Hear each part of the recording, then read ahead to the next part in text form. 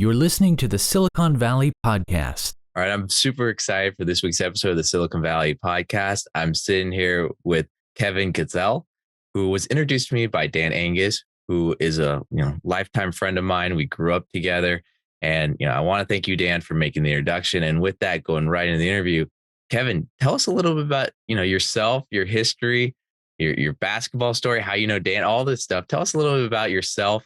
Give us a little background for the interview. Yeah, thanks, Sean. Appreciate you having me on. And I'll double down on thanking Dan.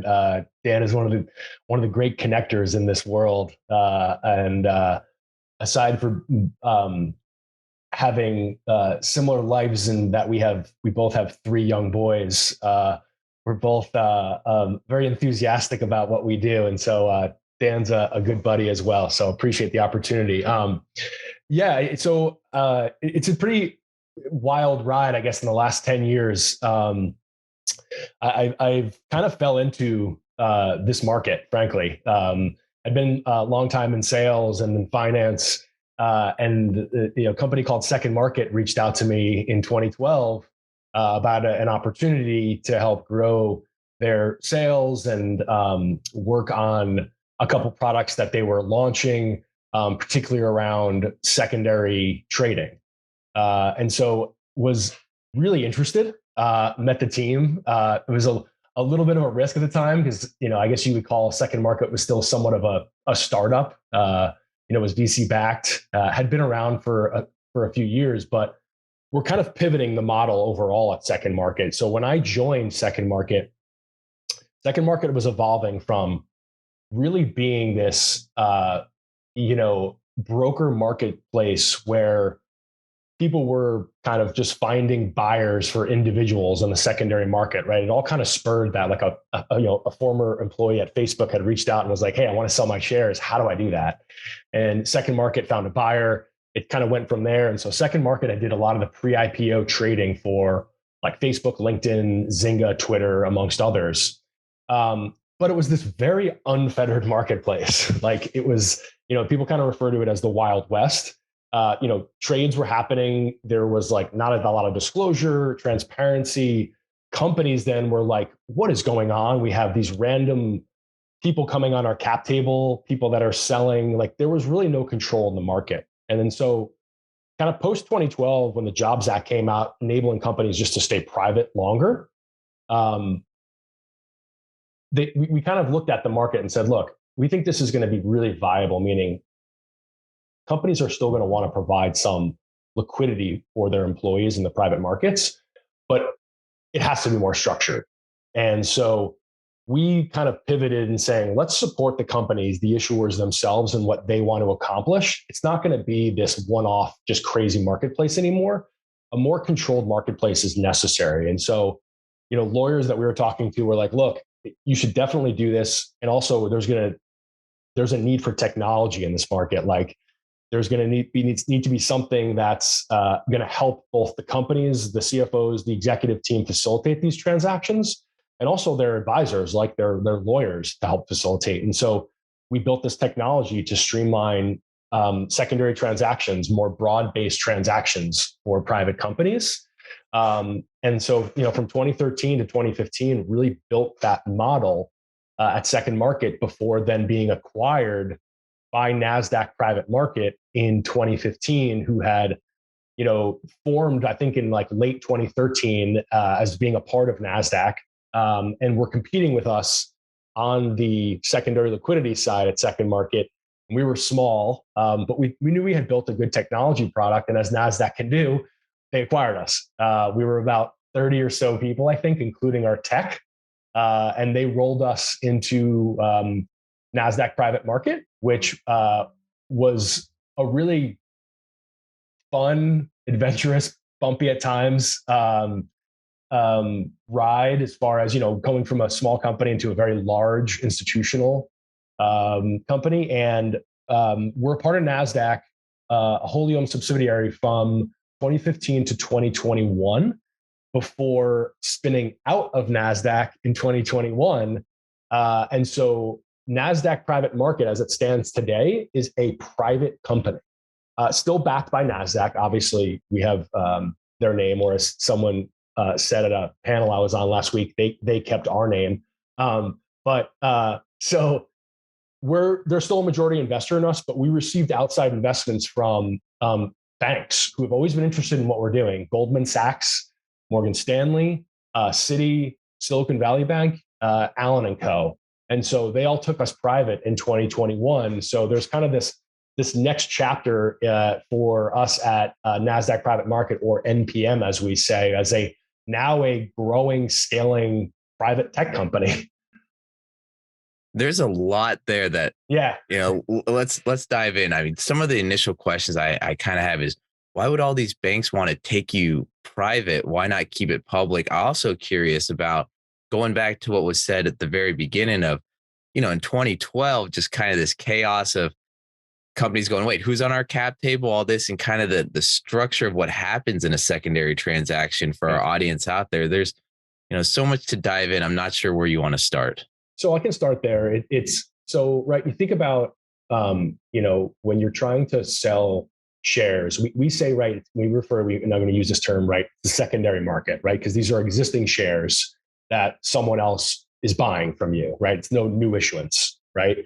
And so for people that were working in private companies, right, years ago, one of the big things, right, when you start a private tech company, a lot of times you're given equity, right? You're given equity, but then you're like, what does this even mean, right? And especially like 10, 12 years ago, when you were working at a lot of those companies, a lot of people just were never able to realize, right, any of that equity. And so they started thinking, okay, this was typically, right, this very illiquid asset. And so that's what Second Market really was, the pioneer in kind of changing that market altogether and creating a market for, again, what was traditionally illiquid assets. And so when you want to, right, when a private company grows, brings on new investors, all the people that are investing, as well as your rank and file employees, are going to be on your cap table, right? Showing ownership of equity, investing schedules, all those kinds of things. And so when people who are on your cap table, current employees, early investors, founders, former employees too, right, who have left the company but still may hold some equity, when they go to sell their equity to someone else, right, there's going to be a transfer of ownership. And so if it's not in an organized fashion or a structured fashion, I'm not saying it has to just be broad-based, because we also do facilitate, which we'll talk about, block sales for founders and executives, right, outside the context of what we refer to as broad-based secondaries. But when you have that transfer of ownership, right, then you have this new, buyer who now is on your cap table. And so for a company too, it's important, like they don't want these random buyers necessarily that are coming on their cap table. Like you typically want, whether it's investors or others that, are going to be long-standing on your cap table. And so the market in and of itself was this very, like, again, Wild West one-off market where just people were trying to sell some shares. People were buying it at, again, with very little disclosure and diligence. And so then that person sold their equity, and now, Bob, the dentist in Orlando, has that ownership, and now they're on the company's cap table. And so the companies were like, we can't do this anymore. And also there were then, different bylaws written in, and also like, restricting certain transfers of companies to kind of get a harness on everything. And so that's when we kind of took that approach in 2012, 2013 to pivot in the market and really say, okay, let's really focus on what the issuers want to do and making this a much more structured process in and of itself. Okay. So structured process gives more information, I guess, to the company who's on their cap table, but the employees and everyone still want liquidity. So this solution is needed. How were they doing it before you guys came along?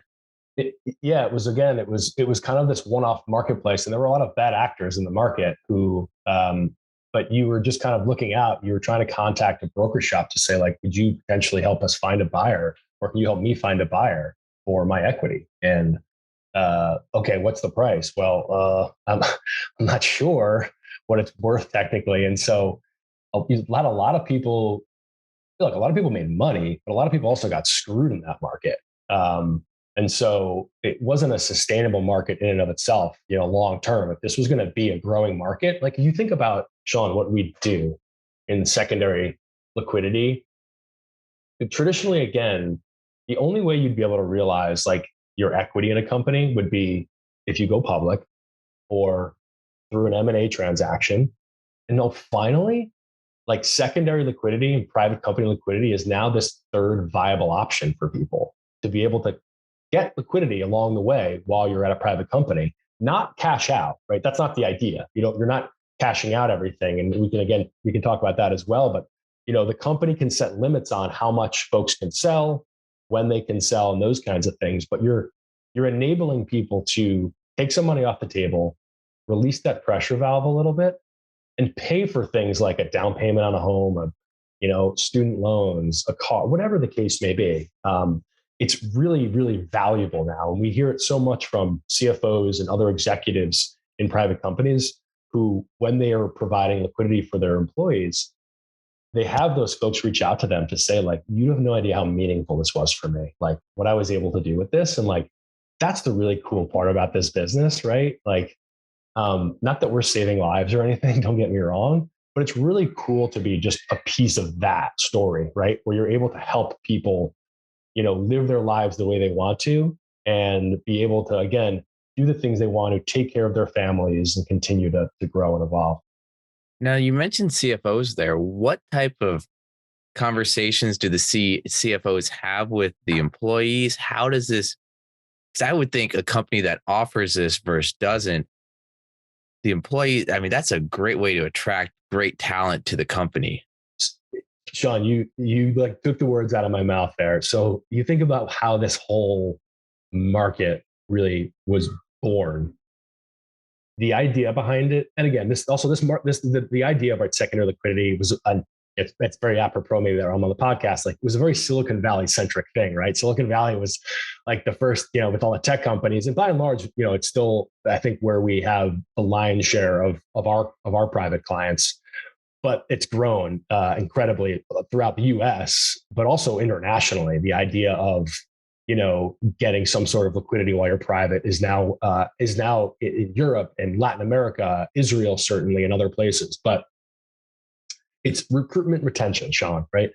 It's an amazing way to recruit new talent, and also an incredible way to retain your top talent. You think about, especially in the market and for a lot of tech companies, engineers, right? And product and other things like that, which are so vital. They're also really competitive, meaning like those folks have options. And so if you're someone who's interviewing at a private tech company, and you can say, look, this is a really cool opportunity, but I could also work at Apple or Google, which is also a really good company, right? They're a public company, and I have these perks. I have stock in the company.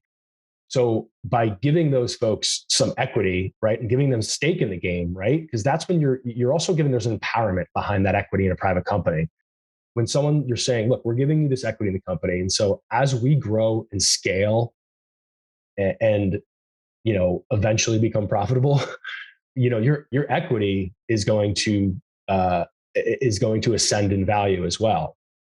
And so it's a wonderful way to do that. And so, I'll give you a quick little tidbit on that. 10 years ago, again, this was not every company was doing this. There were very few, Sonos was an early adopter to liquidity. They had a very active secondary market. We ended up working with obviously a lot of large companies now who are public, like Ubers and Lyft and others, while they were private as well. But it was a very small subset of these, what we refer to as unicorns today, because there weren't, frankly, 9-10 years ago, there weren't even that many unicorns in the market, private companies who are worth $1 billion or more. And so it wasn't a huge market yet. Year over year, though, it just continues to grow, where just liquidity, again, in the private markets is now a mainstream thing. And I'll say that we know that because we've heard from CFOs, GCs, CEOs, COOs in their interview process now, when again they're interviewing to bring on new folks, people will flat out ask them, okay, do you provide liquidity? Not just, I know I'm getting equity in the company, but will you be able to give me a path potentially to sell some of my equity? And like that in and of itself is wild because no one asked that 9, 10 years ago. Now that's being asked in the interview process because people are more sophisticated now, whether they worked at another tech company or they have a friend, right, or family member who also has worked at a tech company, and that company gave them an opportunity to sell at some point. The people interviewing now are saying, well, wow, I want that too. With that, I guess a couple questions there. Why couldn't the company itself internally provide liquidity? Why do they have to look for an outside market? And how big does the company have to be for this to even be a viable option? I mean, I'm guessing that company down the street that's raising $500,000, their seed round, you know, it's not possible. But when does it get to that line where it's like, okay, the company's now big enough to have this as an option? Yeah, it's a great question, Sean. So, it's not. So I think there's a couple metrics. Like you don't have to be a unicorn, one, for us to work with you and engage with the company. And again, that's one of the reasons why we help founders and executives doing more direct secondary sales or block sales. Sometimes a company's not quite ready to do a broad-based liquidity program. Kevin, quick question on that block sale. What's the size of a block sale? Yeah, of course. So they can be, they can be $50,000, $100,000 up to several million. Typically, the mandates that we take on at Nasdaq Private Market are going to be $1 million or more. And also, again, our model right now isn't doing like individual block sales for rank and file employees, which some companies do, by the way, and there's merit in that. Our model, because we're a very institutional, backed company, is more so doing blocks for investors and C-suite and founders. And typically that range is going to be, or the minimum, I should say, is $1 million. I think like our sweet spot a lot of times is in that like $5 to $15 million range for the block sales. But again, a company, So Kevin, quick question: is a block sale, just for our audience, is it the number of shares or the value of those shares that constitute as a block?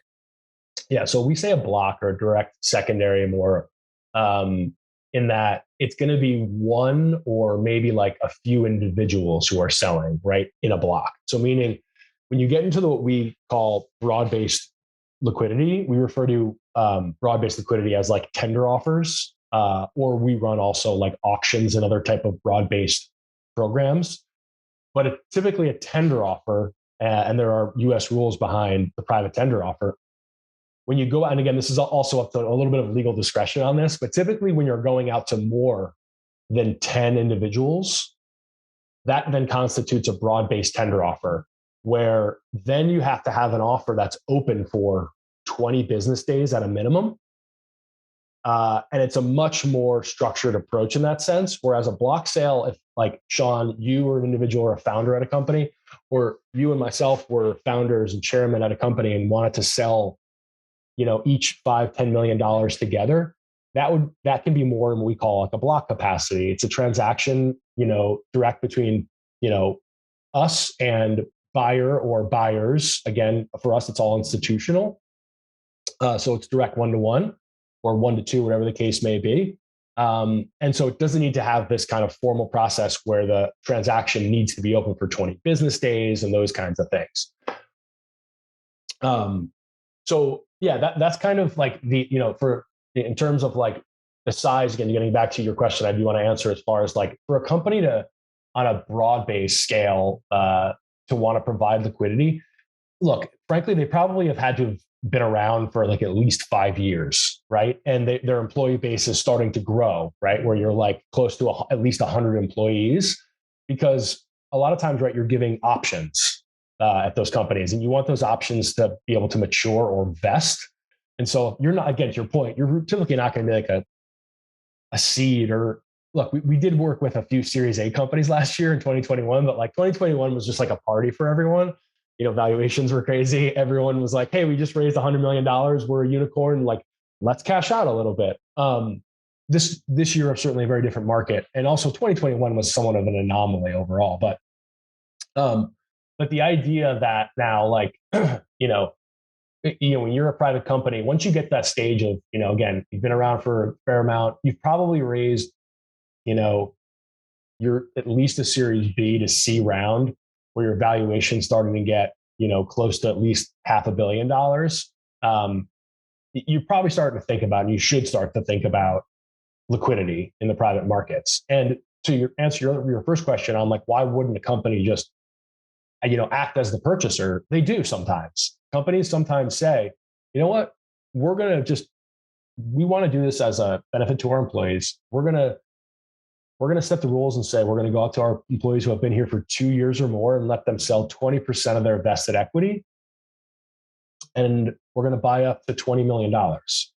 Some companies will do that. Some companies who have like a lot of cash in their balance sheet, which is a wonderful thing, can do that. Or, right, a lot of times we see transactions happen on the heels of a primary financing, right? And so sometimes when a company raises a primary financing, they'll just allocate some of that money that they raise in the primary to buy shares back from their employees, help clean up the cap table. The idea to bring, though, on to run more what we call third party, right, and third party investor transactions is, right, you're trying to bring on some new investors potentially, or some existing investors who didn't get the allocation they wanted in the primary and want more allocation, can satisfy that through a secondary. But again, another tactic for a lot of growing, scaling private companies is let's bring on the right strategic investors now via the secondary. We're now getting close. We just raised our Series D. We want to bring on the investors that we're going to want to keep on our cap table, and hopefully they stay on, through the time we go public. That was pretty interesting right there. The people that weren't able to get, potentially the allocation they wanted in previous rounds using the secondaries as that option. Is that where, so I guess a couple questions on that one. How are these people or organizations or investors kind of finding out on your platform what's available? Also, since it is private, there's not much information to go on, right? How are they even kind of making decisions internally? Yeah. Hey, this is something to go for, not unlike the public markets where there's so much information available. Totally. Great questions too. So think about what we do in the context of it. We're not this like a bulletin board, right? Where we're just like posting, individual sales that like thousands of buyers can potentially see, or like companies are just listing on our platform per se, where again, they're saying, hey, we want to run a secondary, let's see if we can find buyers. When we engage with a company, and part of, I think, the advantage of working with us at NPM is, one, we just have a wealth of experience. Like, we've been in the market the longest. We've done close to 650 transactions in the last decade. And so with that, right, we have a ton of data and just a really experienced team overall. But we have two sides of the house, Sean. So you think about my side, the team I run is on what we call our company solution side. So company first, we're supporting the issuers, while they grow in the private markets, while they're raising money and want to provide some liquidity. That's our focus. Our other side of the house is our capital markets team. And capital markets focuses on our investor, the buy side relationships. And so because I'll be honest, it's a newer part of our business that really we've only had for the last 4 or 5 years. But now we've grown that bench of institutional investors because of what we've been doing in this market for so long, right? When we've been facilitating these broad-based secondaries for private companies, those secondary investors who are coming in have gotten to know us. And so we've onboarded them to our platform as buyers that we're able to leverage either for block sales or for broad-based company programs. And by the way, those buyers constitute like dedicated secondary funds, family offices, crossover, sovereign wealth, hedge fund. It's a range of institutional investors, but very savvy, sophisticated secondary investors who know the market really well, and typically also are investors that the companies would want to bring on their cap table. So when a company engages with us, right, like as I mentioned in the beginning, like at the core of what we do, we say like we're a technology company. Like you can put us in also like the fintech category. We've created a really amazing technology product to help companies facilitate their broad-based secondaries and data room and other types of things. But when a company comes to us, we're really acting as an advisor too, in the sense that like they say, look, we potentially want to run a secondary. We think we may have some interest from existing investors or maybe a new investor, but we'd love to leverage your bench of investors as well. And so that's where we can help them in bringing on new investors in a very structured process where the company controls the entire time what investors they want to bring on, right? So we'll let them see, hey, these investors are interested in your company. These 50, you go through and let us know which ones you're cool with or which ones maybe there's a conflict of interest, right? Maybe an investor who's invested in a competitor of yours you don't want, right? So you let us know which ones that you want to move forward with, and we'll help kind of act as that liaison between you and the potential investors to find the right fit. So if a company's saying we want to do a secondary at $20-30 million, but we only want to bring on 2 or 3 investors, that's the process we'll run and help them run. So we'll help them set up investor calls. We'll ask the company and tell them, look, you're going to need to provide, you had asked this question, Sean, about disclosures. There's going to be some disclosures that are needed.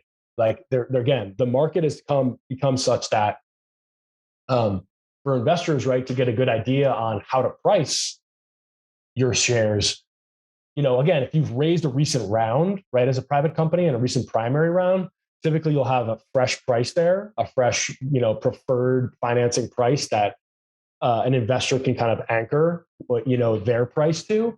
Right now in the market too, like we're seeing where investors are coming in at, on the block side, pretty significant discounts for the company broad-based programs, not as much. We're seeing discounts in the range of like 10 to 15% off the last preferred round, which is very normal in the secondary market.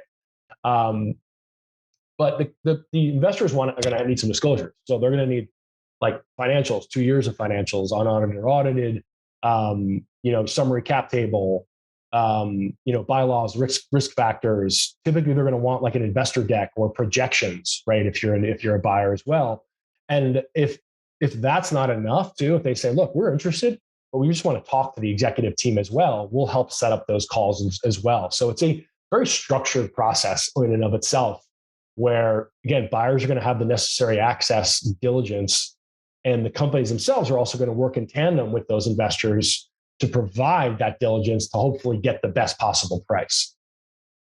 And that's interesting that they can really kind of pick who an investor still is, even on a secondary. So, I mean, just our last episode, or previous one, we had Craig Allen, a person from the China-U.S. org, and they talked about CFIUS and not allowing China or some overseas investors to invest in some technology companies here.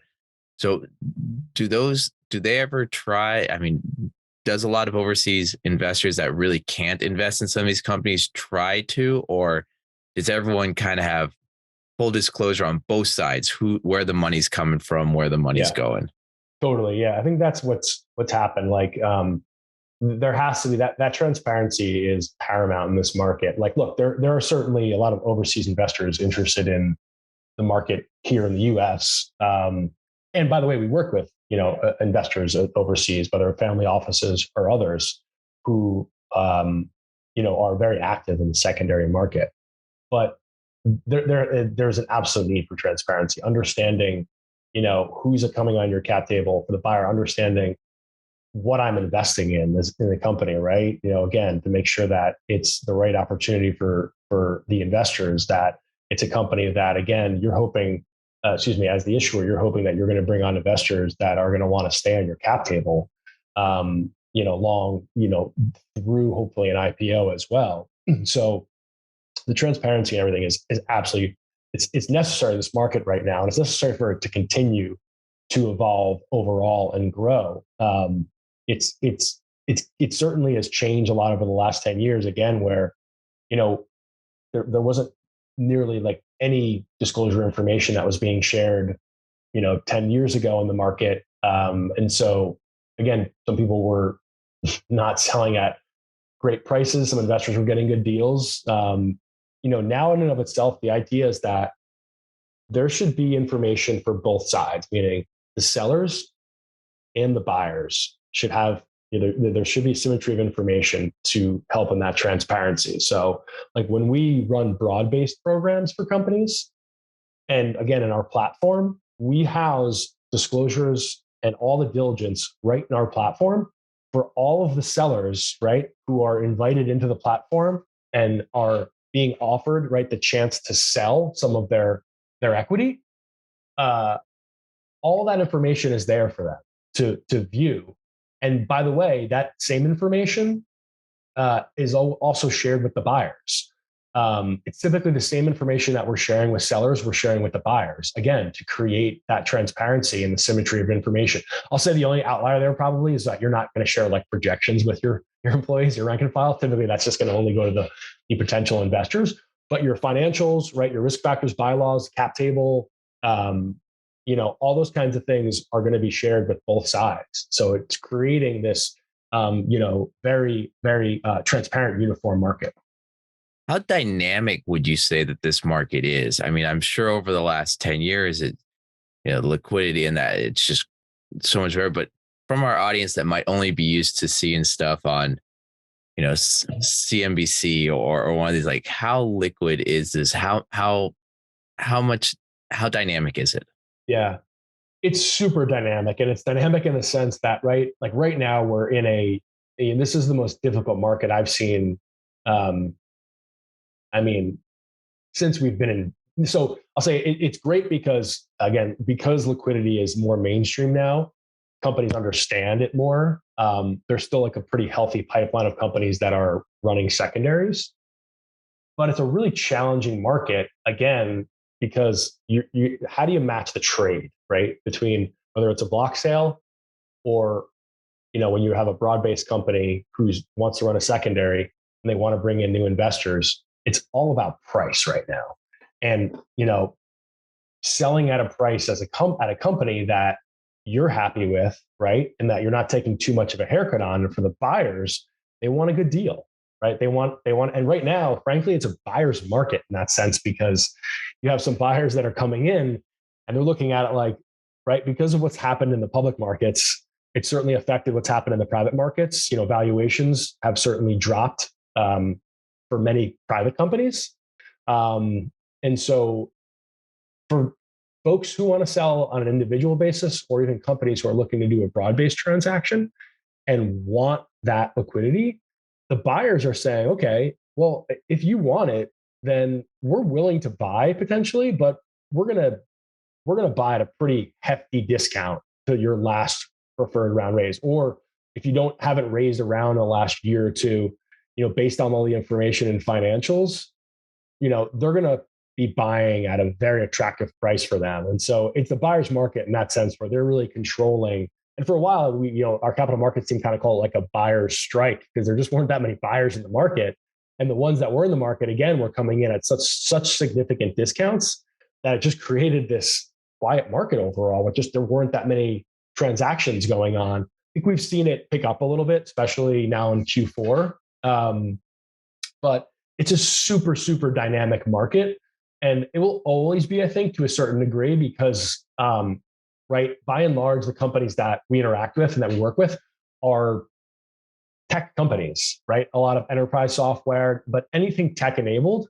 And tech companies tend to have really highs, and then can kind of like come crashing back down to earth to a certain degree. I mean, you've seen like what Instacart's valuation, others that have been slashed.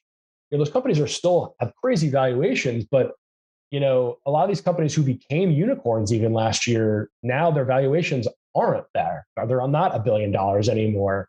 And so because of that dynamic aspect of, your valuation, how much money you're raising in the private markets, primary financings, that all plays into the secondary market in general. And so, I think, again, what we saw in 2021, I'll just say, again, we were running a lot of transactions for companies that were raising large primary rounds. And again, when they raised that primary round, there's a preferred price anchored to your shares. Buyers were coming in and buying at that price in the secondary market, which is really unique, because if you think about the market, just to be a little technical, but when buyers, by and large, when investors are coming in and you're raising around, and there's, again, that preferred price from your last primary round, as an investor, though, you're buying the common stock really. So, right, you think about it, the concept is as an investors last year, we're buying at the preferred price, but buying the common stock, or in some cases, premiums the last preferred round, which is like wild. And so it kind of created this, I think, well, in some ways, unrealistic expectations in the secondary market, where I think we came back down to earth this year, where we're seeing these slight discounts in the second market, meaning investors now are coming in at a 10 to 15% discount from the last round and saying, we'll buy shares at that price. That's very normal in the secondary market overall. Most people expect or know that if you're going to sell your shares, there's going to be a slight discount that you're going to have to, take. All right, Kevin, there's a lot of information there, and a lot of our audience, I think, knows, but I think there is some that we might want to go a little bit, take a few steps back. Preferred, common, cap table, for preference. Talk a little bit about just those definitions so that everyone can be on the same page. Yeah. So like typically, right, your preferred stock for early investors and others, there's just different rights you have and more preference, right? As far as like what you're going to also be able to sell in terms of like liquidity rights. Typically, right, your rank and file and everyone else are, again, you get a lot of options in a private company. And eventually, when you can exercise those options at a certain point, you're then going to sell what is the underlying common stock. So it converts to common stock.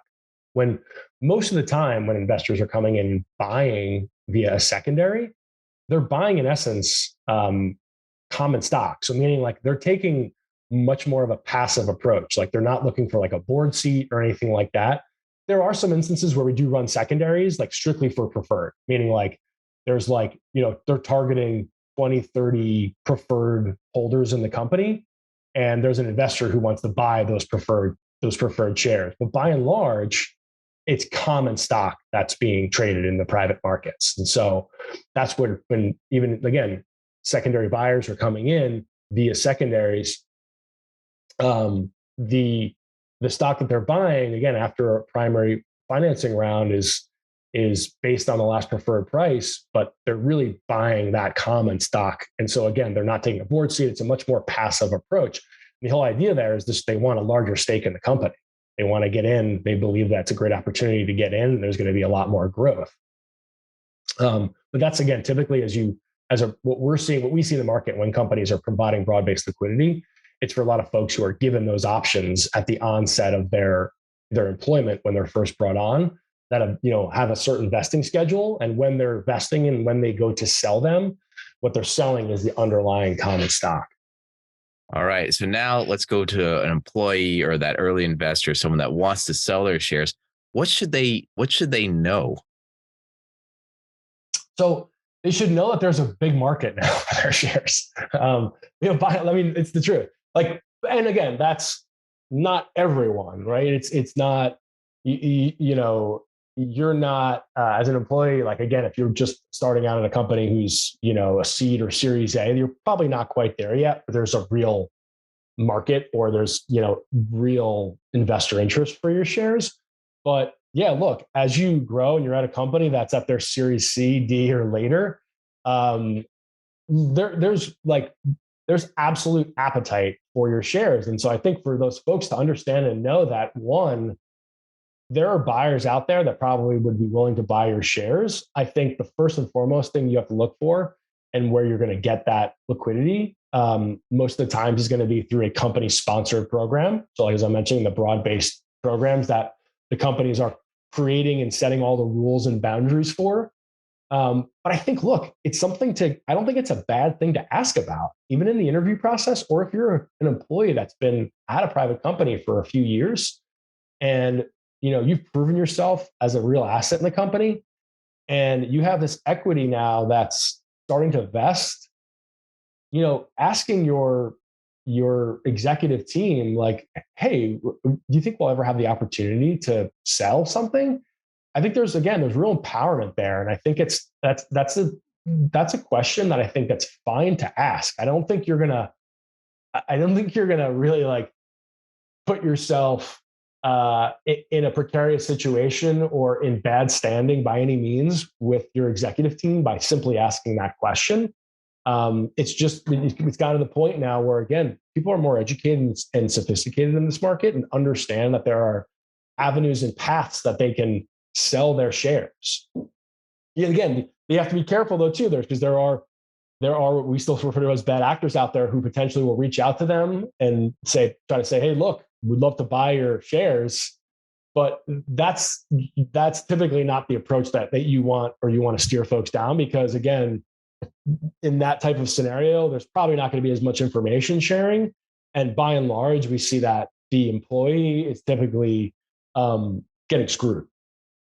Okay, now with that, other than maybe just price itself, are there any other ways that an employee could get screwed, or, where are the bad actors? How do they take advantage? What are some of the stuff that you might have seen, leave out names or anything like that, but yeah, of course. Any stories or scenarios?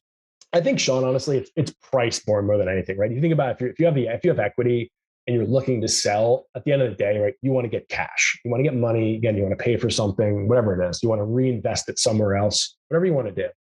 So it's all about price as the employee. And it's hard as if I'm like an individual employee, you think about it, even like you, Sean, if we were like working at a startup or a private company that was raising money, like, look, I'm not saying like we're not sophisticated or smart enough to know that our shares are worth something, but even for us as individuals, like how do we price it? Like, how do we know that it's a good deal, that that so and so who wants to buy my shares is willing to pay $2.10? Like, I don't know. Is that a good deal? Like, what if I could get more?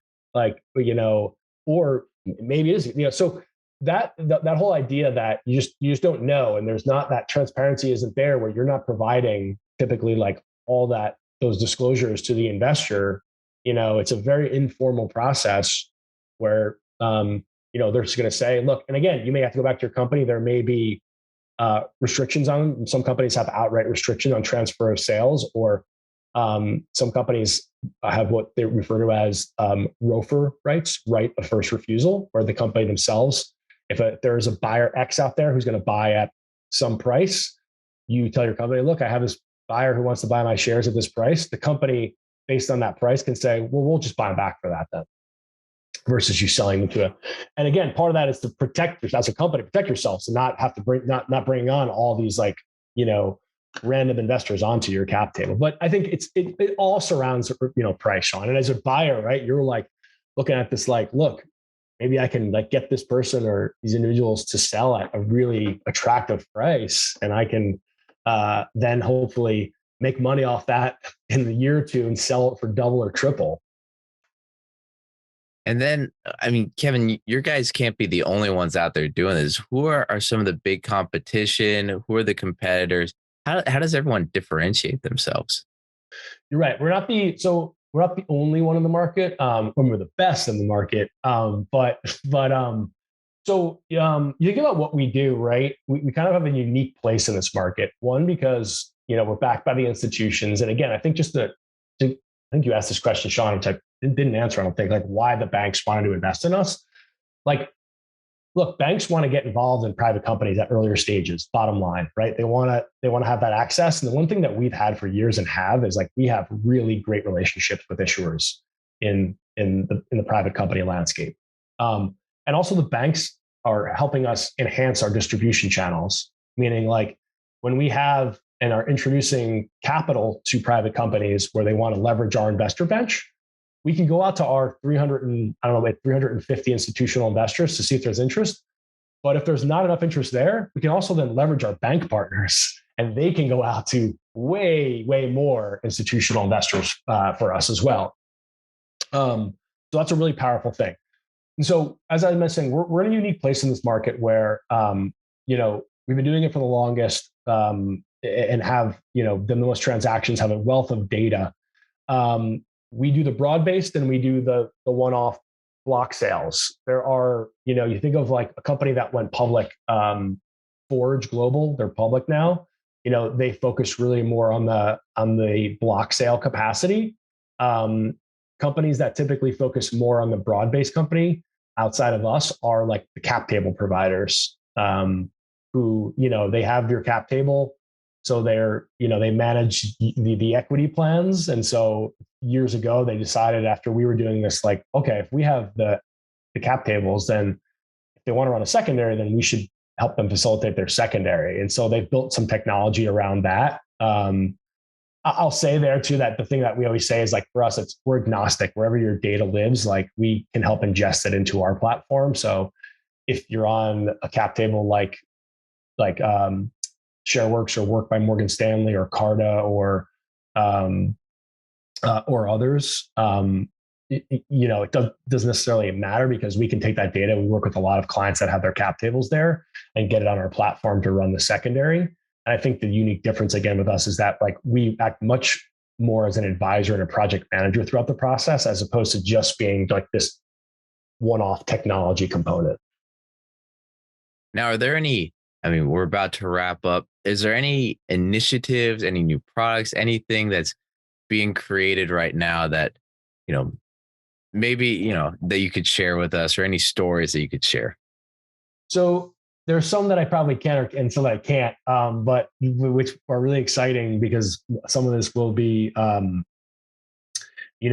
of coming out throughout early 2023 and later 2023. We have a lot of different initiatives right now. You think about, right, Sean, when we spun out of Nasdaq, we, in essence, that was what you would refer to as like, we raised our Series A. And so again, the idea is now to raise our Series B and continue to scale and grow headcount, because like we're still a pretty small company. Like we make up for, I think, as far as, lacking headcount per se, with just like really good experience and a great team, that is alongside the best technology product in the market. But, I think that the idea for us is that we want to create we want to be really like the first and last trade for any private company, meaning we want to capture the individual sales, the block sales, as well as the broad base. And we have the ability to do that now. And so with our technology, we're going to be creating something that's much more all encompassing for individuals, for stakeholders, for investors, for companies, that they can access hopefully this all-in-one platform to be able to sell shares, to buy, and those kinds of things, all again in a very buttoned up, institutional, sophisticated approach. But we look at this as being like, this is a market that is an amazing and a really powerful asset class that is still like, we're still kind of in the early innings of figuring out. And this market is, we haven't even touched the potential of it. And so having done this for 10 years, in some ways it's like, man, it's been a long time. Like I'm like a dinosaur in the secondary world. But it's also a really exciting time as far as like where we are in the market and where we see, there's a lot of need for transparency and for process to come in. I think that's where we can come in, having that experience, and also having the banks behind us is really meaningful, because at the end of the day, like I think they're going to power a lot of what's going to happen in the private markets. Okay, I got, one last question before wrapping up. With, the evolution of the private markets, with everything that's happening, it sounds, with the liquidity, the banks get involved in it. Where's going to be in the future the differentiation line between a private company and a public company? Is it going to get more blurred? What are your thoughts of that for the next, 5-10 years in the future? Yeah, look, it already is. It's already blurred in the sense that, like, a lot of private companies now would be, you think about unicorns, would be what was considered, 7, 8, 9 years ago, mid-cap public companies, or even larger. That the idea that, again, as a private company, there's a lot of advantages to staying private, not quarterly reporting, those kinds of things. And again, when you go public, a lot of times you're going public because you need to raise money, right? It's a wonderful way to market yourselves as a company. You can still do all those things in the private market now. And because there's so much capital that's flooded the private markets, companies have the ability to raise really large amounts of capital and stay private for as long as they want. And so I think that idea is going to continue. I think like, I don't know if it's changed, but I think like we looked at this a year or two ago, and like the average life cycle for like a private tech company is like close to 12 years now, where companies are staying private. Whereas like years ago, right, the IBMs and others of the world, like we're going public pretty quickly. And again, there's some merit behind that. Again, we being backed by Nasdaq, we have a wonderful relationship with them. And so, like last year when there was these frothy public markets, frankly, there was amazing private markets as well. We're in a unique place again right now where for those companies that are not going public because of the market conditions, because their valuation was slashed, because they're waiting it out, we're in a place where they're coming to us to say, okay, we're now not going public for the next 2 years. And we need to figure out a liquidity path while we're private. We need to let some people sell. Our founders even want to take some money off the table. And so we're having a lot of those conversations with a lot of those companies who are, have tabled their IPO, but want to be able to, provide some liquidity for their shareholders, the rank and file, as well as, again, for founders and some of their investors who want to be able to just take some money off the table right now before the actual IPO. All right. And with that, Kevin, I want to thank you for your time on this week's episode of the Silicon Valley podcast. I also want to thank Dan Angus once again, who made this introduction. And Kevin, if anyone wants to find out more information about you, what you're working on, what's the best way to go about doing it? Yeah, I'll say there's two things. So I'm happy to give out my personal email is kevin.GSELL, GSELL @npm.com, and also www.nasdaqprivatemarket.com is our website with our new brand. And I think it's a pretty slick website overall. But any questions on this, feel free, reach out. People contact me on a weekly basis at companies, at law firms, at tax advisory firms, just to ask questions about what's going on in the market. Fantastic. All right. We're going to have all that information in the show notes.